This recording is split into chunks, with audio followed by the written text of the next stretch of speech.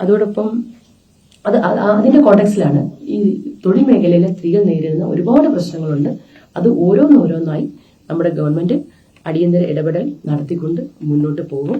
അതോടൊപ്പം ക്ഷീരവികസന വകുപ്പുണ്ട്.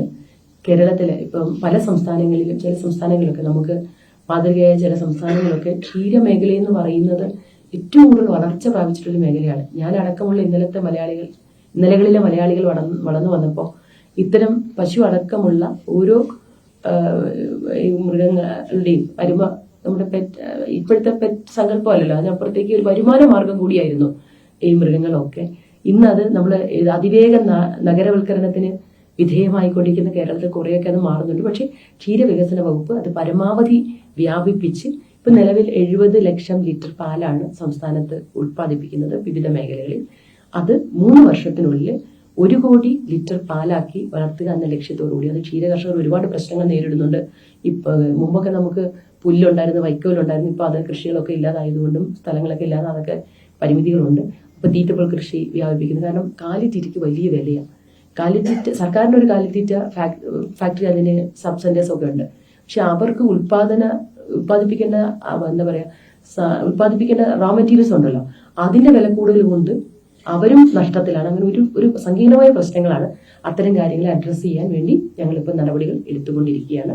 അതോടൊപ്പം ആനിമൽ ഹസ്ബൻഡറി, മൃഗസംരക്ഷണ വകുപ്പ് വളരെ പ്രധാനപ്പെട്ട ഒരു വകുപ്പാണ്. ഒരുപാട് കാര്യങ്ങൾ ചെയ്യാനുണ്ട്. ഇപ്പൊ പ്രത്യേകിച്ച് മൺസൂൺ സീസണൊക്കെ വരുമ്പോൾ ഈ മൃഗങ്ങളിൽ നിന്ന് മനുഷ്യരിലേക്ക്, പക്ഷികളിൽ നിന്നൊക്കെ പടരുന്ന രോഗങ്ങളുടെ സാധ്യതയുണ്ട്. ആ രോഗപ്രതിരോധത്തിന് മീറ്റിങ്ങുകളെല്ലാം വിളിച്ച് അതിന്റെ പ്രവർത്തനം നടത്തിയാണ്. നമുക്ക് ലാബുണ്ട്. ലാബുകളൊക്കെ ആദ്യകാലത്തുള്ള മെഷീൻസ് ഒക്കെയാണ്. അതൊക്കെ മാറ്റാനുള്ള നിർദ്ദേശങ്ങൾ, അതിനും കേന്ദ്ര ഗവൺമെന്റ് സഹായം കൂടി തേടിയിട്ടുണ്ട്. സ്റ്റേറ്റ് ഗവൺമെന്റും അതിൽ മുൻകൈ എടുത്തുകൊണ്ട് ചെയ്യുക. ഞങ്ങളുടെ പാലോടുള്ള ലാബിൽ ആരോഗ്യവകുപ്പിന്റെ പോലും ചില പരിശോധന നടത്താതെ കാര്യക്ഷമമായി പ്രവർത്തിക്കുന്നു.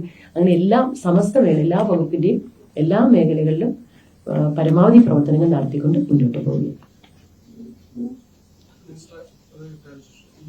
സ്ത്രീകളുമായി ബന്ധപ്പെട്ട ഒരു കാര്യമാണ്. അതായത് നമ്മുടെ അംഗൻവാടി ഹെൽപ്പേഴ്സ് ആൻഡ് വർക്കേഴ്സ് എന്ന് പറയുന്നത് വളരെ തുച്ഛമായ അവർക്ക് കൊടുക്കുന്ന ഇപ്പോഴത്തെ ശമ്പളം അത് കേന്ദ്രാവിഷ്കൃത പദ്ധതിയാണ്. അവിടെ നിന്നുള്ള വിഹിതങ്ങൾക്ക് പലപ്പോഴും അത് തടഞ്ഞു നിൽക്കുന്ന അവരുടെ പെൻഷൻ പല കാലങ്ങളിലും മുടങ്ങുന്ന സാഹചര്യങ്ങൾ.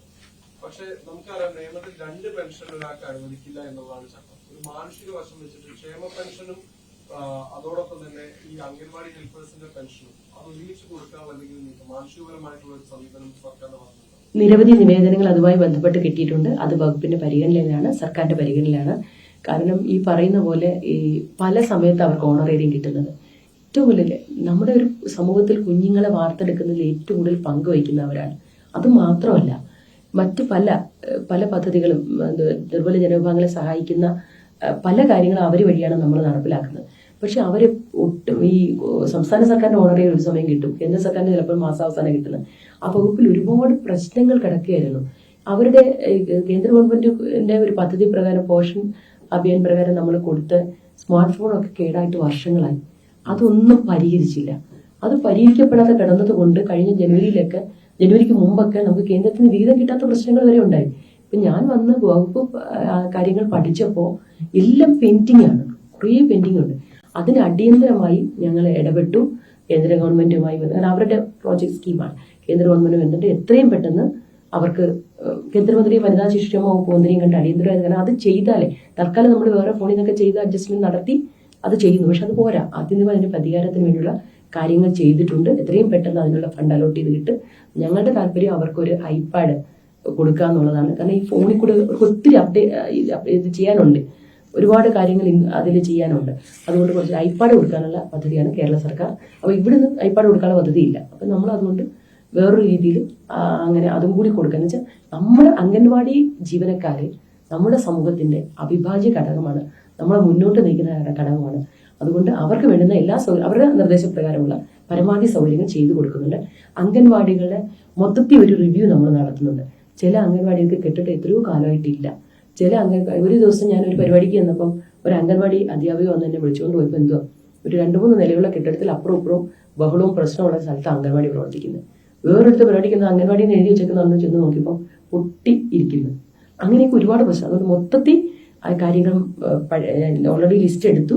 അതൊക്കെ പരിഹരിക്കാനുള്ള ശ്രമങ്ങൾ ആരംഭിച്ചിട്ടുണ്ട്. ഈ കാര്യം പരമാവധി സർക്കാർ ചെയ്യും. ഈ പറഞ്ഞ പോലെ പെൻഷൻ ആകെ 1500-2000 കിട്ടുന്നത്. അതും പെൻഡിങ് ആണ്. ഈ പെൻഡിങ് ഇല്ലാതെ ഞങ്ങൾ വന്ന് അധികാരമേറ്റപ്പോൾ പോലുള്ള ചെയ്യാനാണെങ്കിൽ ഈസി, നമുക്ക് അതിനൊരു കാഴ്ചപ്പാടും സിസ്റ്റവും കാര്യങ്ങളും ഞങ്ങളുടെ ഗവൺമെന്റ് കൊണ്ടുവരുന്നുണ്ട്. പെൻഡിങ്ങുകളോട് പരിഹരിക്കാനുള്ള ശ്രമത്തിലാണ്. വളരെ സുപ്രധാനമായ 4 വകുപ്പുകളിലെ മന്ത്രിയാണ്. ചാർജ് എടുത്തിട്ട് ഏതാണ്ട് 1.5 മാസത്തോളമായി. പ്രൈവറ്റ് സെക്രട്ടറി ഉൾപ്പെടെ പല സ്റ്റാഫും ഇല്ല.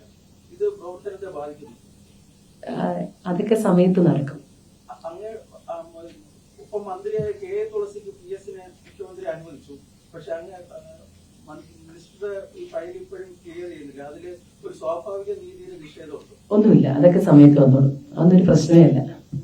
പക്ഷേ ഈ താങ്കളുടെ ഗവൺമെന്റ് വന്നു കഴിഞ്ഞാൽ ഏറ്റവും ശ്രദ്ധ നേടിയിരുന്നത് ഈ പ്രിയദർശിനി സൗജന്യ യാത്രയാണ് സ്ത്രീകൾക്ക്. പക്ഷെ അതോടൊപ്പം ഒരു പരാതി വരുന്നത് ഈ പുരുഷന്മാരായിട്ടുള്ള വയോധികര്, രോഗികള്, ഡിഫറന്റ്ലി ഏബിൾഡ് ആയിട്ടുള്ളവര്, അവരെ കൂടെ ഇത് പരിഗണിക്കേണ്ടത് സ്ത്രീകൾക്ക് ചെയ്തത് നല്ല കാര്യം. അതേക്കുറിച്ച് മിനിസ്റ്റർ എന്നുള്ള നിലയിൽ താങ്കളുടെ അഭിപ്രായം? തീർച്ചയായും അതൊരു നമ്മളെ ഒരു പദ്ധതി കൊണ്ടുവരുമ്പോൾ, സർക്കാർ ഒരു പദ്ധതി കൊണ്ടുവരുമ്പോൾ ഒരു പ്രത്യേക വിഭാഗത്തിന് സഹായം കൊടുക്കാൻ വേണ്ടി ഉദ്ദേശിച്ചു. അപ്പോൾ അതിന്റെ ബൈ പ്രോഡക്ട്സ് ആയിട്ട് വരുന്ന കാര്യങ്ങൾ തീർച്ചയായും അത് വരുന്ന മുറയ്ക്ക് ഇപ്പം നമ്മളെ മനസ്സിൽ ഏറ്റവും കൂടുതൽ പ്രൈവറ്റ് ബസ്സുകാരുടെ പ്രശ്നങ്ങളുണ്ട്, ഈ പറഞ്ഞ വിഭാഗങ്ങളുടെ പ്രശ്നങ്ങളുണ്ട്. സ്ത്രീകൾക്ക് തന്നെ ബസ്സിൽ കയറാൻ പറ്റാത്ത തിക്കും തിരക്കുക എല്ലാവരും, അങ്ങനെയുള്ള പല പ്രശ്നങ്ങളുണ്ട്. ആ പ്രശ്നങ്ങൾ തീർച്ചയായും ഗവൺമെന്റ് അഡ്രസ് ചെയ്യും. സാധാരണഗതിയിലെ വനിതാ മന്ത്രിമാർ വരുമ്പോൾ 2 LDF ആയാലും UDF ആയാലും ഒരു കൺവെൻഷൻ രീതിയുണ്ട്, ഏതൊക്കെ വകുപ്പുകൾ കൊടുക്കാം. തൊഴിൽ വകുപ്പൊക്കെ അങ്ങനെ കൊടുത്ത് കണ്ടിട്ടില്ല. തൊഴിൽ വകുപ്പ് കിട്ടി, അങ്ങനെ വളരെ പ്രധാനപ്പെട്ട വകുപ്പുകൾ തന്നു. ഇതൊക്കെ ഏതെങ്കിലും വകുപ്പ് ചോദിച്ചിരുന്നോ? നമ്മൾ ആവശ്യപ്പെട്ടിരുന്നോ ഏതെങ്കിലും വകുപ്പ്? അത് കിട്ടിയപ്പോ എന്ത് തോന്നി? സത്യത്തിൽ ഒരു വകുപ്പും ചോദിച്ചില്ല. മാധ്യമങ്ങളിൽ ഇങ്ങനെ ഓരോ ദിവസവും ഓരോ വകുപ്പ്, കാരണം അത് ചോദിക്കേണ്ടതല്ല. അത് വകുപ്പുകൾ എന്ന് പറയുന്നത് മുഖ്യമന്ത്രിയുടെ അത് ഒന്നുമില്ല. എന്താണ് ആദ്യമായി MLA എന്നെ പാർട്ടി മന്ത്രിയാക്കിയത് തന്നെ വലിയ അംഗീകാരമായി കാണുന്നു. അപ്പോ പിന്നെ ഇന്ന വകുപ്പുകളൊന്നും ചോദിക്കുന്നത്, അല്ലെങ്കിലും എന്റെ ഒരു സ്വഭാവം വെച്ചിട്ട് അങ്ങോട്ട് ചോദിച്ചൊന്നും വാങ്ങലില്ല. കിട്ടുന്ന എന്താണോ അത് പരമാവധി നന്നായി ചെയ്യുക. അത് കുഞ്ഞുനാൾ കൊണ്ടുള്ള പോളിസി അതാ. അത് ഇക്കാര്യത്തിലും തുടർന്നു. വളരെ സത്യത്തിൽ ഒട്ടും പ്രതീക്ഷിച്ചില്ല. വലിയ പാർട്ടിയോട് വളരെ നന്ദി. ഈ ചെറിയ സമയത്തിനുള്ളിൽ വലിയ വിവാദങ്ങൾ വന്നു. ശരിക്കും പറഞ്ഞാൽ കൗതുകം, ചർച്ച, ട്രോളുകൾ, രാധാമണി അമ്മ 1, തലയിൽ കൂടി പായസം വീണ് 2, ഇതൊക്കെ കാണുമ്പോ എങ്ങനെയാ, അതൊക്കെ എങ്ങനെയാ തോന്നുന്നത്? പെട്ടെന്നാണല്ലോ അത് ഓരോ വിഷയം ഒരു മുൻവിധിയില്ല. ഓരോ വിഷയങ്ങൾ വരുമ്പോൾ ആ വിഷയത്തെ അഡ്രസ് ചെയ്ത് അതിലെന്താണോ അതനുസരിച്ച് മുന്നോട്ട് പോകും. ട്രോളുകളൊക്കെ ആസ്വദിക്കും. സന്തോഷമല്ലേ ചെയ്തിരുന്നു, തമാശ അത് ഞാനത് വിശദമാക്കി പറയാൻ സ്വകാര്യമായിട്ട് ഞാൻ എല്ലാവരോടും അതിൽ പറഞ്ഞിട്ടുണ്ട്. അറിഞ്ഞുകൊണ്ട് എന്തായാലും ആരും അങ്ങനെ ഒരു അബദ്ധം പറയത്തില്ലല്ലോ. കൺസേൺഡ് ആൾ അങ്ങനെ പറഞ്ഞു, അങ്ങനെ അത് വിശ്വസിച്ച് പറഞ്ഞു പോയതാ. അപ്പം അത് തെറ്റാണെന്ന് ബോധ്യപ്പെട്ട് ഇനി അവരെ എന്താ പറയാ അങ്ങോട്ട് പറയുന്നതിനേക്കാൾ അത് മനസ്സിലാക്കാന്നുള്ളത് മതിയല്ലോ. അതേ അത്രേ ഉള്ളു. ആർക്ക് പറയുന്ന ആള് വലിയ ക്രെഡിറ്റ് പറഞ്ഞു.